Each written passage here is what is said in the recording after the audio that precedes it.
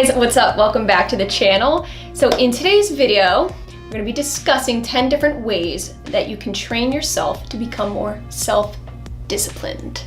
So this is going to be a super informative video. I put a lot of thought into this. Self-discipline is what's going to help you have longevity in whatever you're doing. It's all mental and it's all perspective.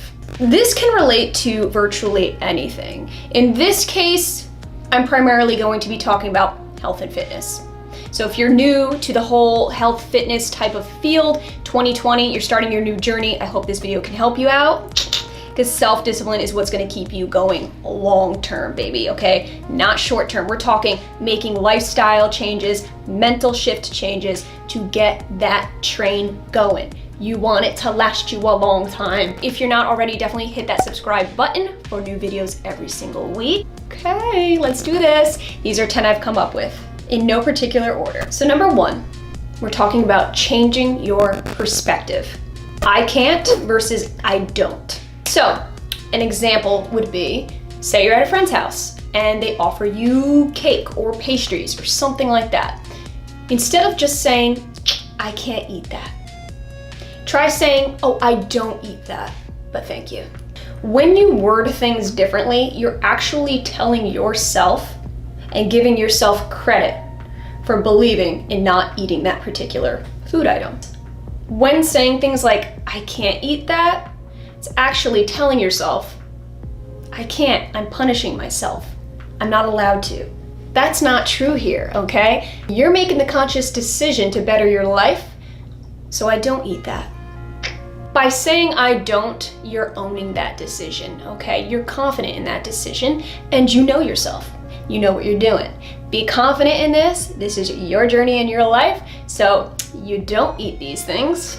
Not I can't, because this ain't a punishment, girl. No. Number two is to remove anything and everything that does not align with your goals. This could be relating to a lot of things. I'm gonna give you an example of food, okay?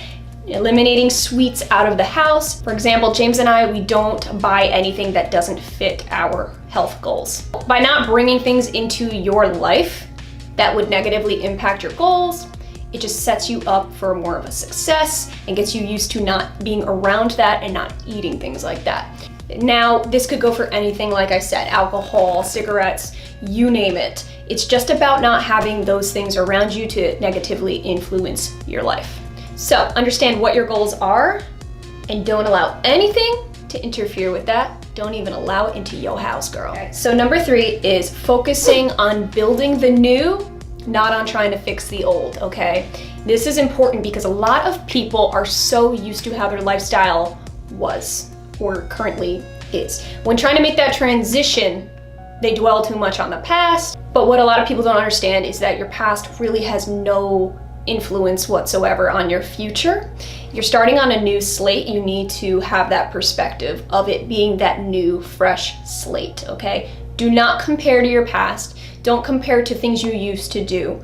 Give yourself the chance to start over. Any mistakes you may have made, anything that you're kind of disappointed in yourself in, forgive yourself and move on. You need that closure. It's healthy. If you resent yourself for anything that you've done in the past, it's only anchoring your future, okay? It's only keeping you in the past, and that's what you want to do, is move past the past and just look towards the future. You're building yourself new, fresh. Keep that perspective and you will be just fine. Okay, so number four is to shift from motivation to habit. Two totally different things, okay? Motivation is a very temporary fix. It's a wonderful thing. It can get your bum right up and going, but it does not last forever. So the purpose of this video is to try to train yourself to have more long-term mindset and to get yourself where you want permanently, okay? This is all about a lifestyle change. So for example, you watch a gym video of somebody working out. You start to get that energy from them. You get that motivation. You go, oh, I wanna look like this person, or I have similar goals in mind. I'm gonna go work out, I'm gonna do that today. That's wonderful, but that's not enough to keep you permanently going at it. You need something more than just like a visual stimulant, okay?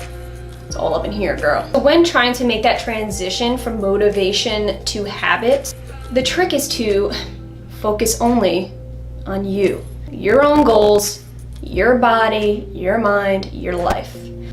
It's great to have that external motivation, but what's gonna keep it a habit, a lifestyle change permanent is inside of you. It has nothing to do with external anything.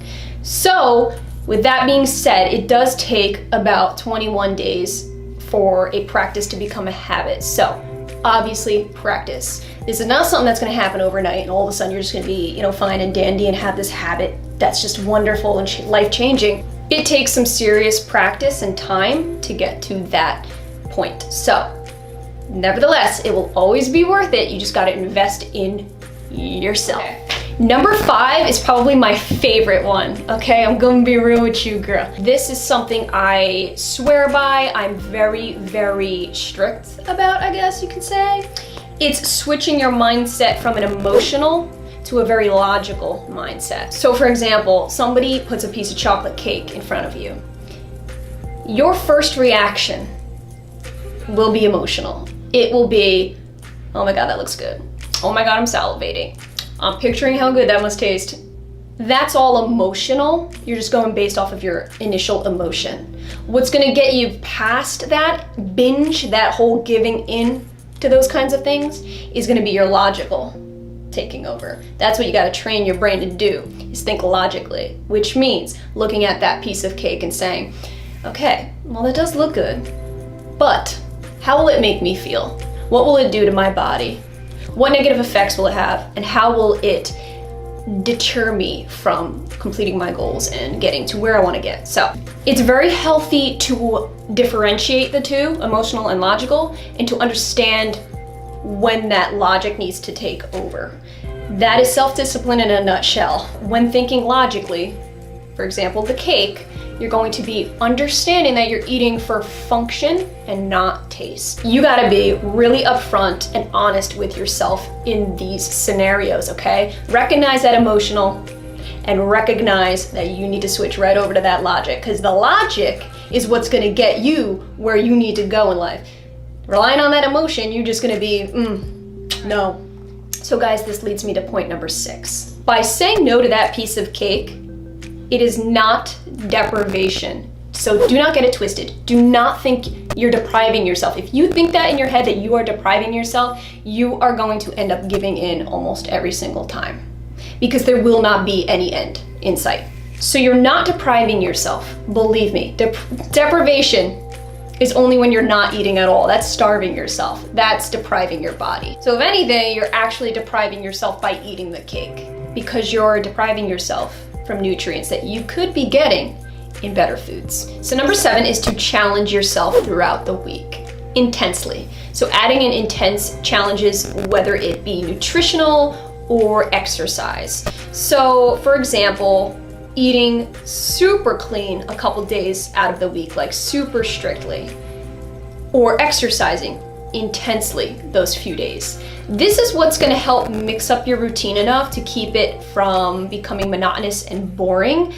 Whether we like to admit it or not, humans are designed for challenge. We actually thrive on challenge. Keeping that incorporated into your routine will not only help you continue going in that direction, and it's going to make your everyday routine seem a lot easier, okay? When starting any routine, you might think it's intense, especially if you're not used to it.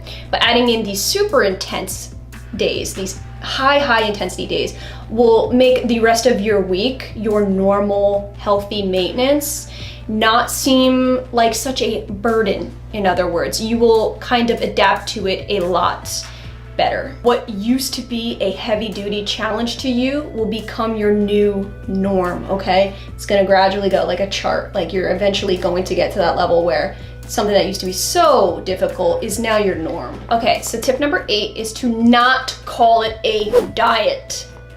No such thing. I mean, there is, but it's just like quick fixes that never last. So instead of calling it a diet, just simply call it your nutritional standards. That's what I refer to it as. A diet is something that has an end line, okay? That eventually will come to an end. You don't want that. You want this to be an ongoing, permanent lifestyle change. I know that people overuse that term diet, and it's almost like the norm.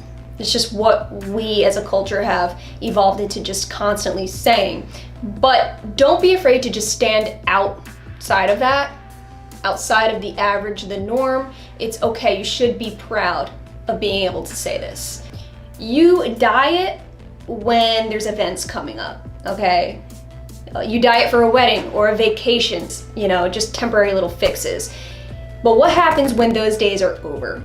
Nutritional standards are a guideline, a permanent guideline that you must meet every single day in your life. That's what makes it a standard, okay?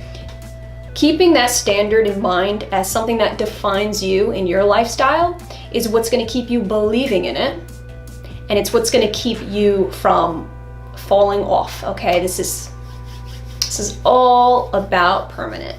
Okay, number 9 is to think long-term versus short-term. So do not get it twisted.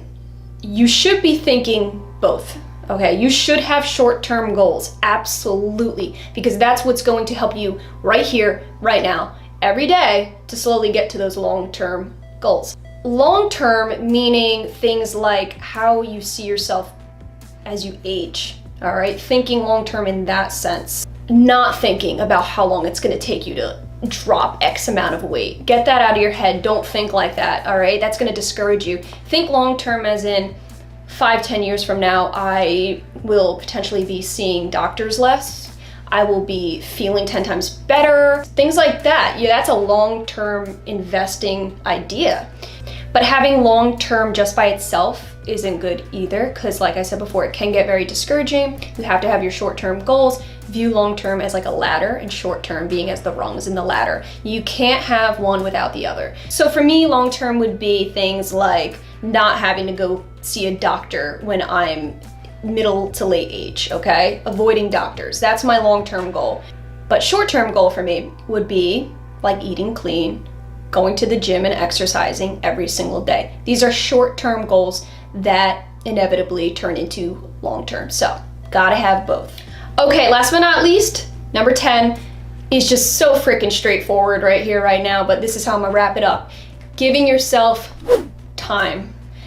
Patience is a virtue. We all know that. You gotta give yourself the much needed, respectful time. Things take time, great things especially. So, investing in yourself isn't a one and done. It is a long-term, time-invested thing. So once you learn pretty much how to change and shift your mindset, change your perspective on health, fitness, wellness, that is the beginning of changing your entire life. And the only thing that's gonna allow you to do that is time. Those were my 10 tips on how to become self-disciplined. You wanna chase that healthy lifestyle, it needs to be the stamp on the envelope. You need to put that stamp, you need to get self-disciplined. There's just no other way around it. Understand that it is not easy to become self-disciplined, okay? But if there's a will, there's a way. Remember that the body will not go where the mind does not allow it to go. Perspective and mental shifts are necessary.